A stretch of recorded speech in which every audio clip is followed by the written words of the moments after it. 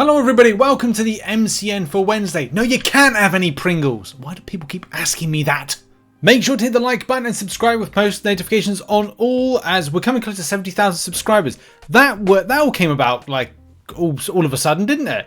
But today we're going to be covering a lot of the monthly based stuff, event quests, side quests, all those things. I'm looking forward to a new month, getting involved with some of the things, getting all scared because I might not make the cut for Battlegrounds and getting into Vibranium Pass Gladiator Circuit, but Necropolis is gonna spooky. Nah, it's actually gonna be fine because, you know, we get on with stuff, don't we? Also, if you didn't see yesterday's video, the third one of the day, and do bear in mind there's going to be lots of videos, lots of things to cover, especially in these next 2 months, so buckle up, you're in for a wild ride. But yesterday I posted a video talking about Red Guardian getting a buff, and as well that Silk and Kindred are fine.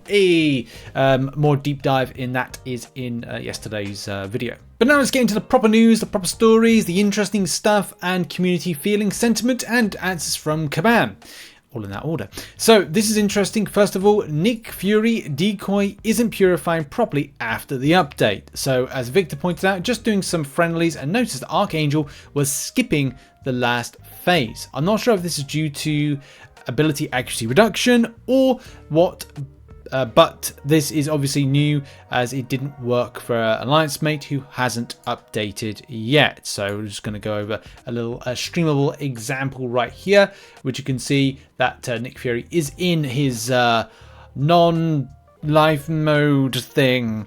And you can see neurotoxins are then, okay, we didn't get it, his life model decoy. So potentially Nick Fury is bugged.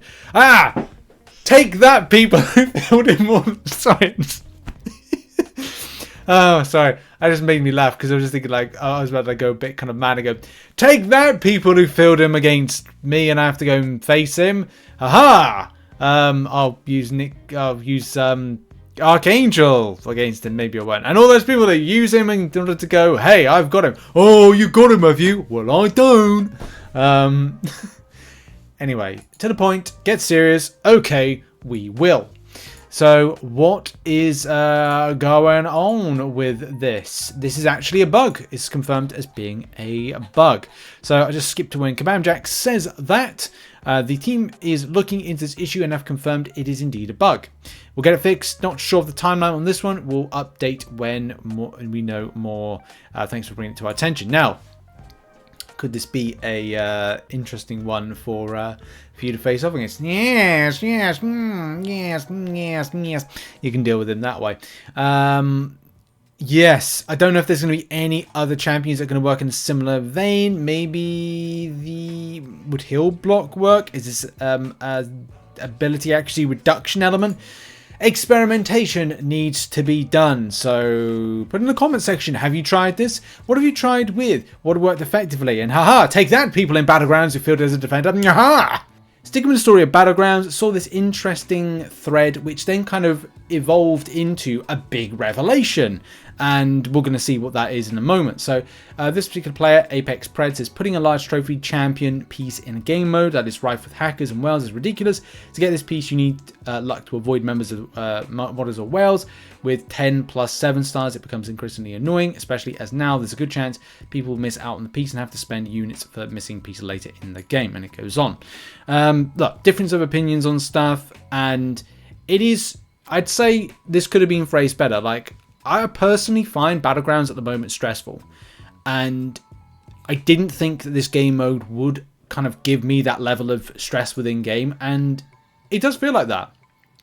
I'm sure people will disagree with that, but it does feel at times very stressful because you have to win. It's not a case you can go like, oh, it's alright, I'll just kind of like, you know, just get the points. And well, now it's more stressful because if it looks like you're throwing, or, you know, it didn't go well, or kind of like, yeah, it didn't go well, Kabam may kind of look at your account and go like, hang on, it comes up as that's a throw right there. So it could be a case that you're under Kabam's radar for being potentially banned in the future. Don't know, but that's again something we've talked about in previous MCNs, and even people reaching out and messaging me saying like they are legitimately concerned if they have a game or two where they don't play well. Like, I played a game today, I dropped inputs, and what was going, you know, really well looked like I just went from 100% health to then about 1% health, or left the champion. Oh, this is another one. Like, I left the champion on 1% and got like nuked into oblivion because of a dropped input, right? That looks weird to anybody, right? But it happened. I can't help that. It happened. I dropped an input. I left the enemy champion on 1%. It's weird. It looks weird. But I didn't mean to do it. I mean, look, that was in like gold, so like one of the gold. So it's like, it's not really kind of at the point of going, oh, well, people normally do that in kind of like late diamond kind of area. But still, it's you know, it's stressful. Like, it's a game, like this game is becoming like stressful in different areas and elements because there is such a demand to farm certain things, more so if you're free to play, and also stay relevant with metas and competitive and things like Battlegrounds. But as I said, it's another thing I need to elaborate on more in a video and bring receipts, bring information to the table. But talking about stress, more stress! You're going to hate the other objectives you'll have to do to get the other 3, and then again to get Deathless Thanos. Oh great, that's fantastic. Well, we'll look forward to that. So yeah, Deathless Thanos is confirmed as being one of the others, but being the last champion you get, so you unlock that from doing the other ones. It's not meant to be easy. This is not meant for everybody to be able to do. There's no reason you should assume that just because you want to get this champion, you'll be able to. So it's kind of like, it feels like it's just a stretch goal that you're not able to get, and just stressful. This is a year-long challenge event for players to strive towards, which you can only do very limited, and you have to perform at your peak. Many will try, most will fail, and that is the intention. Nice. That's very nice. It's quite funny because like Noob Master says, a lot of people already guessed it. I mean, look, you'd have to be living under a rock not to kind of go like, hang on a minute. There's those champions, the nameless champions, and they have nameless Thanos. Okay. I think this is the first confirmation that the final champ will be Thanos. Cool. And even though the chances are low, I'll be able to get every champ. I think this is an incredibly cool event, and I can't wait to work through it all. And then Kabam says, did we mention this before? Did I just ruin the surprise myself? Nah. Shall I grab the neuralizer? Yes. Do it. We move on from stress to more of a chilled kind of like preparation. So one thing Kabam didn't do in their announcement, or didn't put in their announcement, was what was going to be in the Catacomb store, or Catacomb store, depending on where you are in the world and how you pronounce stuff. Pronounce it how you like, people. So these are the various stores for Proven, Force to Hero Crystal Shards, for the Uncollected Conqueror. That's an odd kind of smushed together. 2,500 6-star shards. You've also got, and I don't know what the volume is for you taking this home, because it's like, what do they say? Trade cache of treasures for 1 item from your progression store. Purchase limit of 1 each. Okay, so maybe you can purchase all of them or something. So we'll check out later on today. So look out for a guide later on today. For Paragon, there is going to be Tier 3 Alpha times 1. Nice. Tier 6 Basic times 1. Nice. 6-star Awakening Gem times 1. Nice. 7-star Hero Crystal Shards times 2,000. Nice. So, yeah, that's nice. We still need to have a look at the event later on, because it's saying here like you need 2,000 points in order to get a further 1,000 7-star Crystal Shards. By the way, that's good. I think that means that we've seen a little increase in the amount of 7-star shards, because I thought it was always 2,000, but I could be wrong. There could be some more in here, and it's actually 4,000 per month that we get. I need to go back to do rewards totals. I just haven't had the time to do it, but maybe I'll go back to doing it. It's just finding the extra time to do extra videos on subjects, but interesting nevertheless. And that was the store update. And now we move on to an interesting topic. As I said yesterday, there is this change for Sandman that's come in, a buffed version. Whether or not you feel it's buffed, of course, people are going to have this difference of opinions on things. So saw this, thought it was very interesting by Second Skrilla. You know, great evidence, showcase this to say first of all that the champion has, or before had, more of a ceiling and usage around, you know, endgame content, big health pools, big hit pools. Is this something that Kabam have already kind of gone like, do you know what, this is going to be very effective in Necropolis? We are deciding to take this down now. Maybe, or maybe I should break out the tinfoil hat. But you have to look at these things. It's always very strange, isn't it? To kind of look at, well, you know, if Necropolis has been built 2, 3, maybe 4 months in advance, maybe longer than that, then any champion that's been released has to be kind of, not nerfed down, but kind of looked at how is it going to function in this particular content.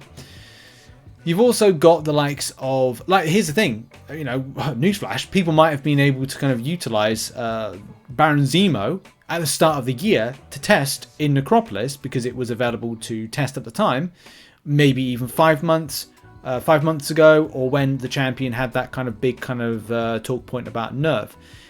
Always very strange, you know, again, not to say tinfoil hat, but you have to look at, you know, interesting, isn't it? In this year, champions that are being looked at are trying to be kind of clipped, have their wings clipped before content like this that is coming is released. In any case, I digress, right? You can see a big ceiling for damage, especially in those long fights. And I'm just going to skip to what Kabam have said, because obviously people fall out in the forums. But yeah, big kind of like thread right here, or post to talk about. First of all, let's calm down, act like adults here. Hang on. Secondly, this was communicated through our initial balance follow-up in the release notes. What it seems you're noticing is the most here is communicated in the line. Release notes added a burst physical debuff scaling cap of 20. The max debuff scaling of 20 is new, and it seems like that's what you're pointing out. But the damage scaling itself changed when they moved from base to modified attack. That debuff limiter was basically the only way we could make the kit the way it was intended, so it feels good in more fights across the game. This was listed in his initial balance post to bolster damage across Sandman's more utility-focused loops. We're exploring changes for his burst and physical damage that would shift their scaling from primarily reliant debuff count to scaling off modified attack rating.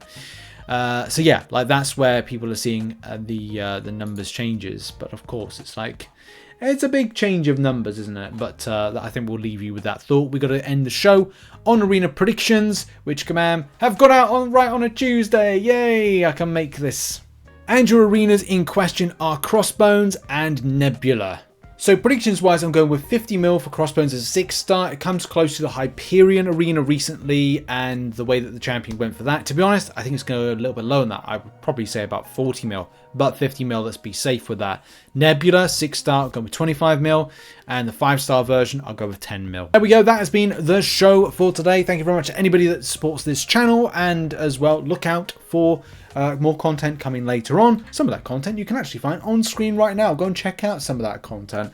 And of course, we've got a new update information, which we'll be covering on this channel later on today, doing the side quest guides as we normally do. See you there. Bye-bye.